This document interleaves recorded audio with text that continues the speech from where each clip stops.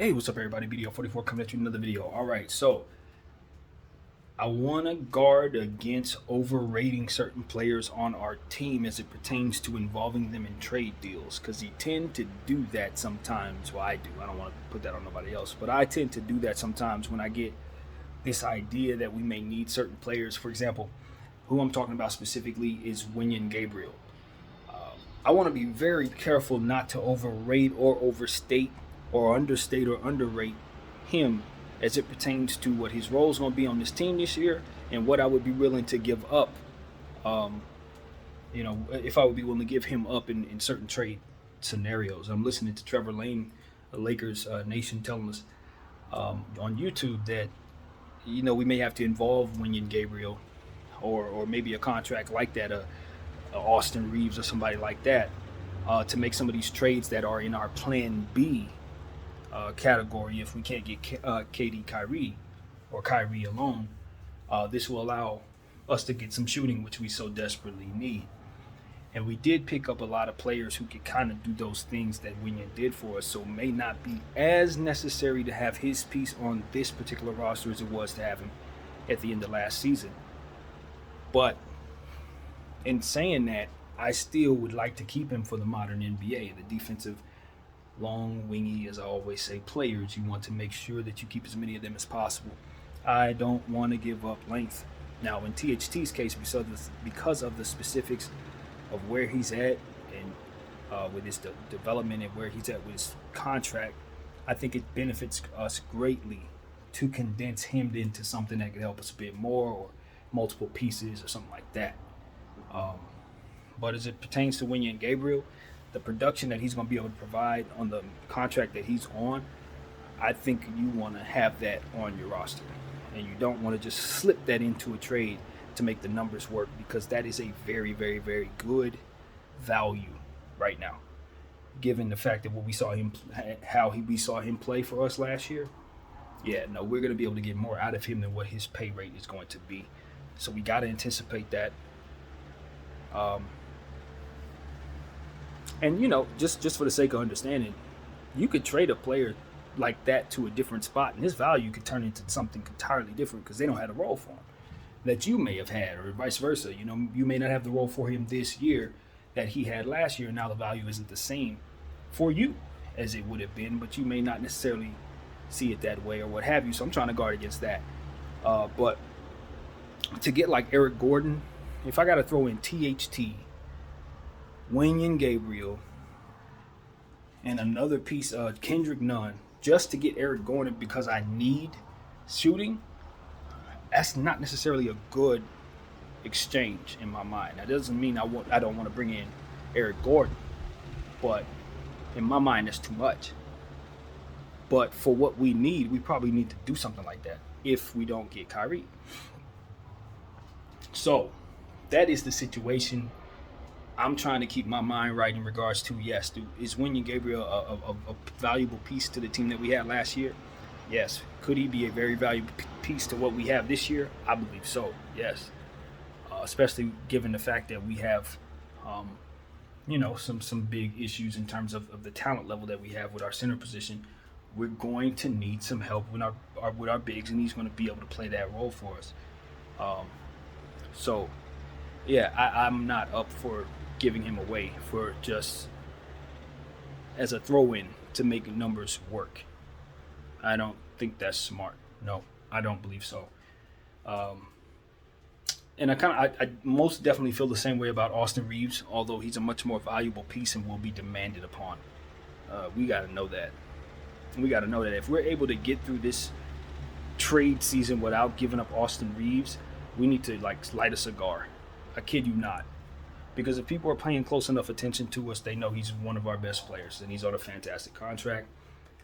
He's going to be expiring soon too. That's another reason why he may actually be traded, because we may not necessarily have his money right away, depending on how things shake out. It depends on how well he plays this upcoming season. He may very well end up bolting, which is actually, I hate to say it, but likely, given the fact that how well how good he is of a player. Know how good he is of a player. So if we play him even a reasonable role, the league is going to understand this guy is no joke. So they definitely gonna want to take him from us. That's a no-brainer. So we better be ready for that. Better be ready for that. So yeah, man, it is what it is. That's a piece I can totally see us moving, even though we all desperately do not want that to happen. But the being realistic, once you start talking about Kyrie and KD, those type of names, you hope that the other side has misevaluated your talent and wants things that they shouldn't want. But if they want things they should, they're gonna ask for things you want to keep, and that's the problem that all teams run into when making trades. you know, fan bases want to give up stuff that's not realistic, but when the GMs start getting on the phones, you can't live in that fantasy land, not at all.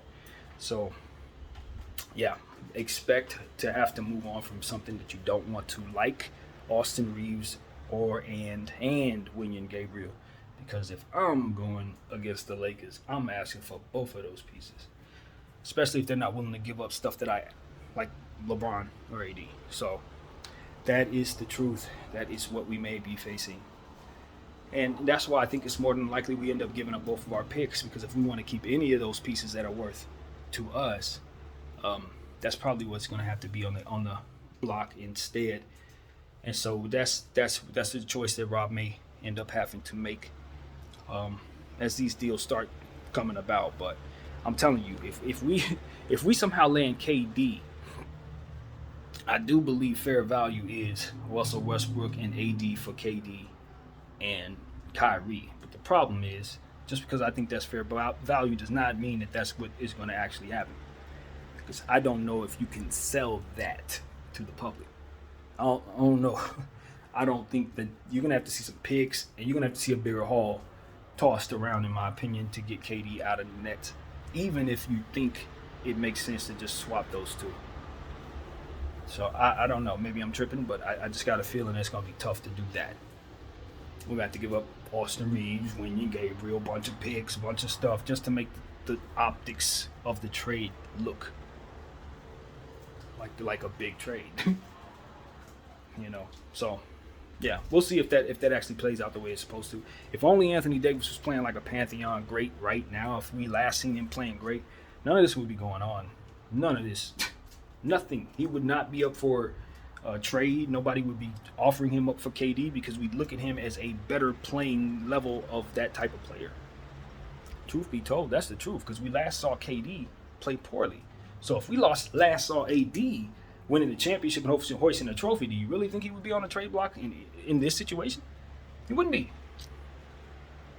This is on AD. I'm telling you, if AD get traded, it's his fault. And I don't know if who's gonna tell him that. I don't even know who agrees with that. But that's my take on it. Because I think he was in control of that last season. The way he started the season and the shape that he came in, ultimately how he shot and things like that, that is why we're here. That's why anybody, and I mean anybody, would even consider trading a player like him. For anybody. Because there are untradeable pieces. You ain't hearing about some of these names that could be on the trading block. Have you heard of the Boston Celtics offering up Jason Tatum in exchange for KD? Now, they may be doing it behind the scenes. Low key, they may be. But you ain't going to hear about it. Why? Because you just saw him in the finals. He didn't play his best, but he got his team that far. He was a part of that type of situation. So it's on AD. I'm listening to KG. I listened to him again, rather. And it's on AD. Step up. Everybody's been calling him out. I've called him out on this camera 106, 7 times. Called him out every other day last season. It's up to him to find it in himself to react to all of this noise with a sense of urgency and a sense of fire. And if he doesn't have that fire in him, it don't matter what all of us have to say. It don't matter how many places he get traded. He can get traded to Chicago, he can get traded to Brooklyn, he can get traded anywhere. It doesn't matter what uniform he puts on if he's going to come out with the same level that he came out with last season. I think the lesson here is you got to appear to want it. That can't be hidden in your body language. That can't be hidden in your effort. You got to appear to want it. You're a professional at that level, making that type of money. They want to see you care as much as they do. And if you can't sell that, they're going to sell you. It's that real.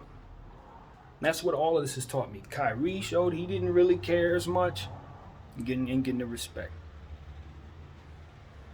It's that simple. Y'all gotta act like y'all give a shit about what it is that they want you to give a shit about. And unfortunately, that's just the game. That's just the game. It ain't enough to want it. You got to appear to want it. That energy gotta be there. Fire gotta be there. You know? And look, even in the world of player empowerment, you still gotta perform. Bron didn't get all that just by having the name and coming in with the hype. He had to put in the work, get the wins, earn the revenue. You know? And I tell a guy like AD, if you can't be inspired next to the king, there's nowhere you're going to find inspiration. You're next to the guy. He's him. If you can't show up for that, I don't know where we're going to send you that's going to make something spark. You know what I'm saying? I don't know where. I have no idea. I don't think Brooklyn's the answer.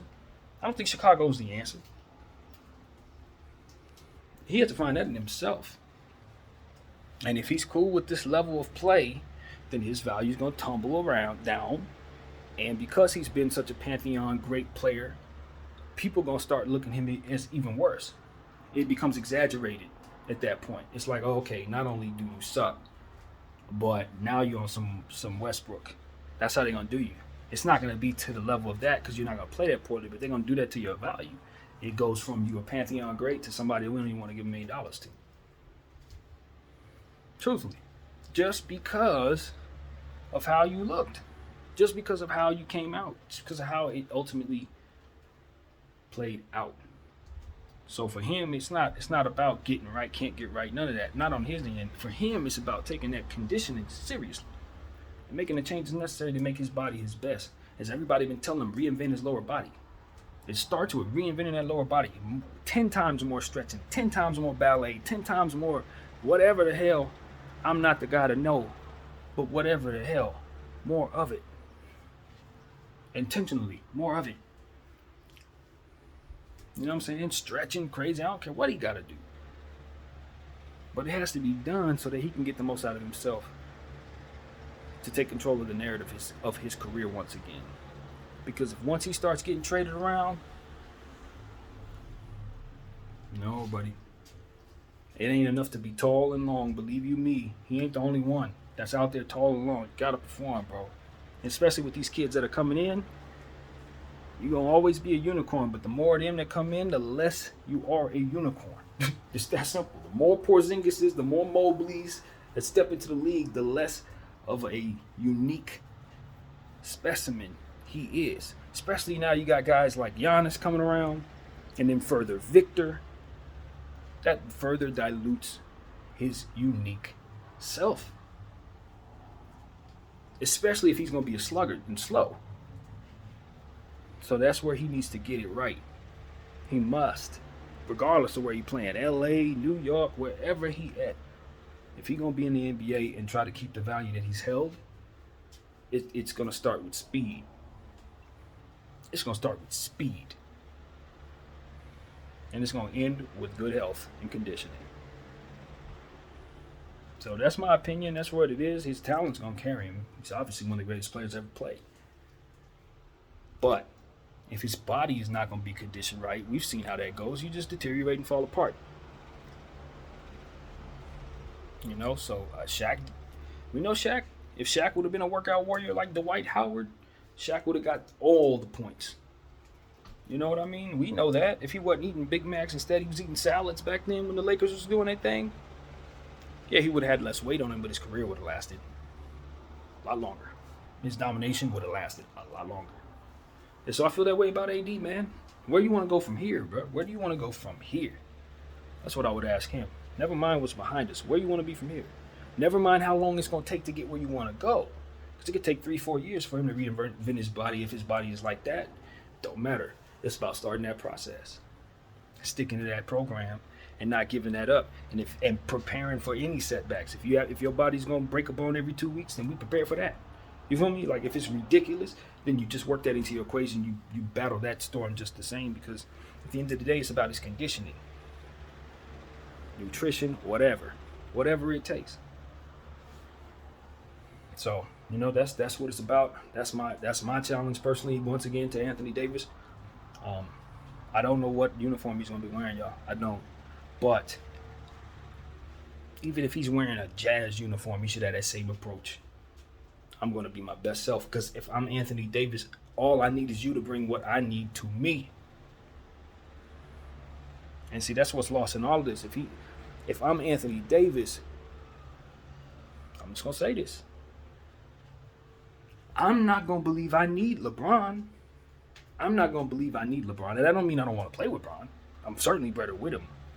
But if for some reason he's down, I should be able to hold down the fort if I have everything around me I can use. I should be able to lead us to a championship. That shouldn't even be no question in my mind. None. If Dame has confidence that he can lead his team to a championship, AD should have confidence he can lead his team to a championship. Simple as that. And that's how I look at it. If Giannis feels like that, he should feel that way. If Trae Young feel that way, he should feel that way. There shouldn't be no need for Anthony Davis to feel like he needs too much more than anyone else, because he, unlike a lot of those players, he has the length. He has the defensive prowess that can control the defense pretty much on his lonesome. So I think he needs to step it up. And also, this is my own personal opinion, really, really focus on rebounding the ball.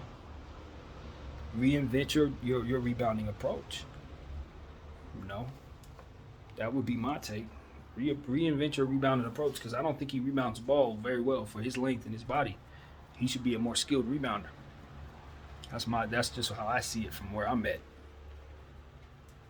And I think he can improve in that area a great deal, especially if the organization assists him with that. But that is something that he's going to have to do, especially if he wants to play the center position, or is going to be forced to play the center position. That's where he's got to get better, in my opinion. So that's that. That's what I wanted to say about the particulars. I'm rooting for AD either way. Obviously, he's an NBA champion with my Lakers, so I think he's already established himself. I hope he doesn't feel soured by the fact that someone like myself is asking for him to be traded for KD. Like I said, that's on him. He can control that. Play better. It ain't deeper than that. Be you. I don't feel like I'm asking Wenyen Gabriel to be Anthony Davis. I think I'm asking Anthony Davis to be Anthony Davis. Be you. So it's that real. I would never ask somebody to be something they're better than, or be something they can't be. I'm not gonna do that. I'm not gonna ask THT to turn into LeBron. No, but I can't ask THT to be THT. Best version of that. But at Anthony Davis, the level of that should be super supreme.